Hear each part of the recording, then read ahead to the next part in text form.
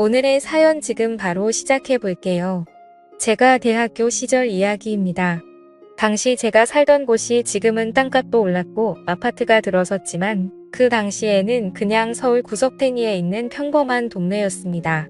저희 집은 근처에 대학교가 있었고 한옥 모양 단독주택이라서 동네에서 그 한옥집 하면 다 알 정도로 유명한 집이었습니다. 그 시기에 그 근처에 사셨던 분들은 제가 누구인지 짐작하신 분들도 있겠네요. 어머니가 또 홀어머니셨어서 한옥집 아주머니 하면 동네에서 모르는 사람이 없었거든요. 아무튼 저는 그 한옥집 첫째로 동네에서 유명한 사고뭉치였습니다. 대학도 다니다가 휴학을 했고 군대 다녀온 뒤로부터는 그냥 집에서 노는 게 일이었습니다. 그러다 어머니께서 보다 못했는지 저를 미국에 있는 삼촌한테 보내버렸고 어쩌다 보니 거기서 대학교를 다니게 되었습니다. 정신 차리고 공부하려고 했지만 솔직히 영어 한마디도 못하는데 미국 생활이 얼마나 수월했겠습니까? 결국 거기에서 만난 한국인 유학생들하고 사고만 더 잔뜩 치고 다니다가 결국 학교에서 쫓겨나게 되었습니다. 미국은 학생들이 가망이 없다 싶으면 아예 내쫓아 버리더라고요. 그래서 결국 3년 만에 그렇다 할 졸업장 하나 가져오지 못하고 귀국하게 되었습니다. 집에 들어가면 그래도 3년 만에 보는 아들인데 반갑다고 보고 싶었다고 좋아하실까? 아니면 정말 어디 뭐 똑바로 할 줄 아는 거 하나 없다고 그나마도 비싼 돈 들여 유학 보내놨더니 학교 잘려서 돌아왔냐고 욕먹고 두드려 맞을까? 이런저런 생각이 들어서 집에는 들어가지도 못하고 여행 가방 하나 들고 집 근처 전봇대 근처에 숨어서 들어갈까 말까 고민을 하던 차였습니다. 그러면서 시간을 보내고 있는데 골목 어귀에서 여자들이 웃고 떠드는 소리가 들리더군요. 그 와중에도 여자 좋아하던 버릇은 못 고친 건지 여자들 웃음소리가 들리니 고개가 절로 그쪽으로 돌아가더라고요. 딱 봐도 근처에 있던 대학교를 다니는 여대생들로 보이는 무리였습니다. 그 중에서도 단연 돋보이는 미모를 가지고 키도 가장 커서 모델 같아 보이는 여자와 눈을 딱 마주치게 되었어요. 그런데 그녀 눈에는 제가 얼마나 수상해 보였겠습니까? 전봇대 근처에 여행 가방 하나 들고 서 있고 안잘부잘 못하고 있던 모습이었을 테니 그녀가 저에게 의심을 가질 만했지요. 그녀의 눈초리는 아랑곳하지 않고 그녀 말고도 그녀 주변에 있는 여자들이 상태가 어떤지 한 명씩 싹 다 쳐다봤습니다. 그 대학교가 주변에서는 물이 좋기로 소문이 나 있을 정도였는데 진짜 그 말이 틀린 거 하나 없다는 생각이 들더라고요. 그런데 얼마 안 있어서 저를 찾아온 한 사람. 경찰이었습니다. 그 아까 저를 쳐다봤다는 그 여자가 수상한 남자가 집 앞에서 얼쩡된다고 해서 신고를 했다더군요. 이대로 가다간 체포되겠다 싶어서 그게 아니라고 이 집이 우리 집이라고 자초지종을 설명했어요. 나 이 집 아들이라고 이야기하니 경찰이 처음에는 안 믿어서 결국 현관문 초인종을 눌렀지만 어머니는 일 나가서 집에 안 계시던 상황이었고 저는 결국 경찰서에 끌려가게 되었습니다. 그래도 어머니가 동네에서 유명한 분이시다 보니 제가 경찰서 가서 겨우 설명을 해서 어머니가 결국 저를 데리러 왔습니다. 그리고 미국에서 학교 잘리게 되었다는 그런 자초지종을 듣고 거기서부터 집까지 오는데 정말 신이 나게 두드려 맞았네요. 집에 가서도 엄청나게 혼났습니다. 그 여자들은 전부 다 저희 집에 살고 있던 사람들이었고 자초지종을 듣자 하니 어머니가 제 학비 보내는데 혼자 일하시는 고로는 돈도 택도 없는 상황이라 어차피 집이 큰데 빈방으로 놀리느니 근처 대학생들한테 싸게 하숙이나 주기로 했다는 겁니다. 처음에는 어머니도 집에 남자가 있는 게 낫겠다 싶어서 남학생 위주로 받았는데 어머니 혼자서는 감당도 안 되고 그래서 여대생들로 바꿔 받게 되었다고 하더라고요. 심지어 제가 쓰던 방까지 이미 그중 한 명이 차지한 상황이라서 저는 다락방 신세를 지게 되었습니다. 여자들은 난데없이 남자가 같이 살게 되어서 불편해했던 것 같은데 이 집 아들인데 내쫓을 수도 없는 상황이라는 걸 이해해줬는지 방세 몇 달치 깎아주기로 하고 그렇게 합의를 봤습니다. 저를 경찰에 신고했을 것 같은 그 예쁜 여자가 특히 저를 많이 불편해했습니다. 괜히 제발 저리는 게 있어서 그런가 싶더라고요. 저도 그 여자가 마음에 안 들었는데 그 여자는 심지어 제가 쓰던 방까지 쓰고 있었으니 더욱 더 마음에 안 들었습니다. 아무튼 그녀들 전부 학교가 있는 시간에 제가 집에 남아있는 걸 불편하다고 해서 낮 동안에는 어머니 식당 일을 돕고 밤에는 최대한 다락방에서 밖에 나오지 않는 생활을 이어가게 되었습니다. 아무리 못난 아들이고 얹혀 살고 있다지만 내가 평생을 자라온 내 집인데 내가 이런 대우 받는 게 맞나 하는 생각이 들었네요. 이 속사정을 모르는 제 친구놈들은 어떻게 여대생 5명이랑 한 집에 살게 되었냐면서 저보고 운도 좋은 놈이라고 하더라고요. 그 상황만 이야기를 들으면 운 좋은 놈이라고 할 수 있겠지만 실상은 그렇지 않다고 말해줬습니다.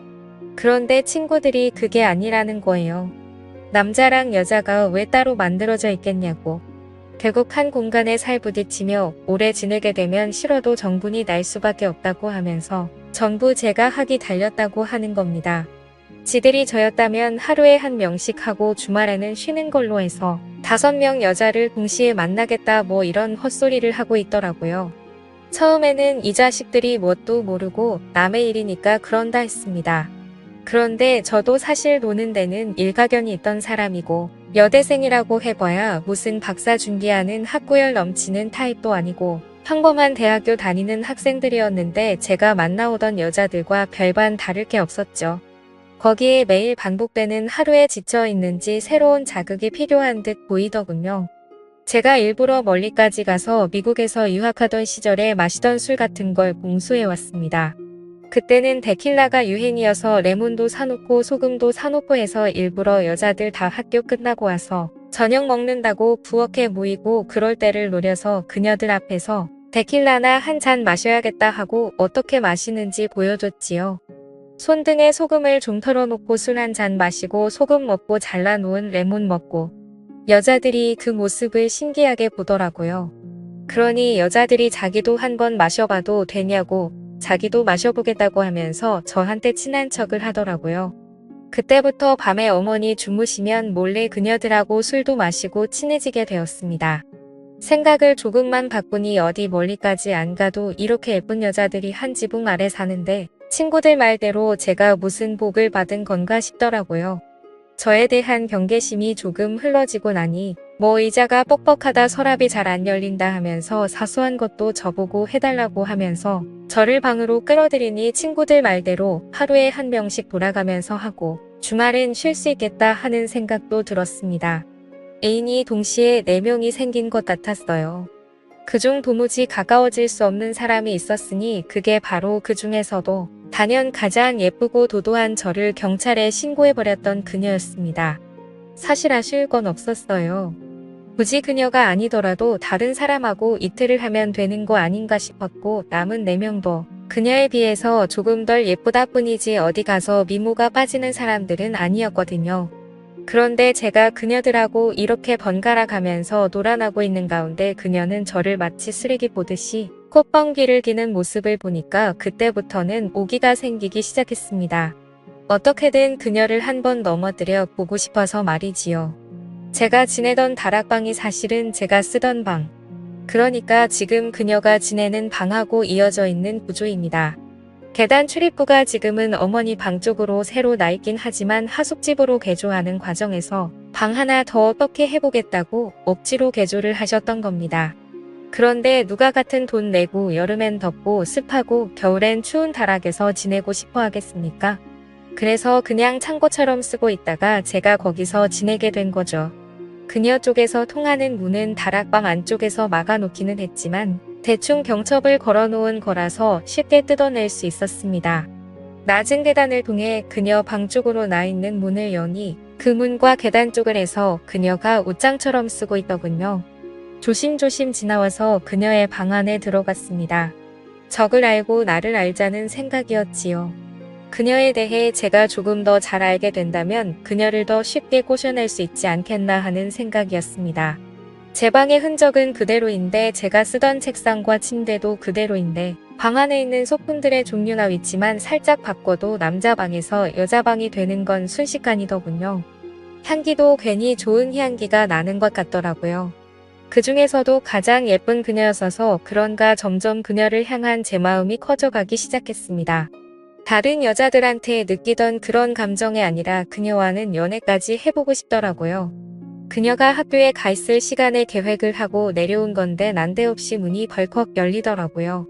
그녀가 과제해 놓은 걸 두고 나와서 학교에서 집까지 가지러 온 상황이었고 문은 밖에서 잠겨 있는데 방 안에 서 있는 저를 보니 그녀는 얼어붙어서 말도 못하고 있었습니다. 그녀가 소리를 지르지 않을까 그녀에게 바짝 달라붙어서 그녀에게 소리 지르지 말라고 빌었습니다. 이미 그녀 때문에 경찰서도 한 번 다녀왔는데 이번에는 경찰서 다녀오는 걸로는 끝나지 않겠다는 생각에 두근두근했습니다. 그런데 어이가 없는 게 오히려 그녀는 이런 스릴 있는 상황을 즐기더라고요. 오히려 그녀는 저의 이런 행동에 더 강한 매력을 느꼈던 것 같습니다. 상황이 주는 스릴감 같은 게 있잖아요. 그 후로 그녀는 정말 두 눈에 보이는 게 없는 것 같았습니다. 어찌 보면 그동안 술 한잔 같이 먹이며 잠깐씩 시간을 즐기던 같이 사는 그녀들은 정말 아무것도 아니었어요. 누구보다 강렬하게 그 순간의 시간을 보내고 나서 그녀와 사랑에 빠지게 되었습니다. 그녀는 이런 위험천만한 연애를 하고 싶었다고 하더군요. 유치원 선생님이 장래 희망인 여자의 또 다른 면모를 본 것 같았습니다. 오히려 제가 그녀 방의 문을 뚫고 쳐들어온 게 그녀한테는 더 자극적이고 새로운 충격이었던 거였어요. 하지만 그녀는 한 발 더 나아가서 같이 사는 사람들한테는 우리 사이가 아직도 서로 쌀쌀 맞은 상황인 걸 유지했으면 좋겠다고 제안을 하더라고요. 어차피 다락방의 통로를 통해서 방 안에 드나드는 건 자유자재였으니 밖에서는 앙숙인 척하고 밤만 되면 신혼부부나 다름이 없었습니다. 그녀와는 그렇게 1년을 더 지냈습니다. 그녀가 학교를 졸업하게 되면서 하숙집을 떠나게 되었는데 그때서야 그녀는 그동안 숨겨왔던 마음을 고백해 왔어요. 졸업 후에도 계속 만나고 싶다고 하면서 말이죠.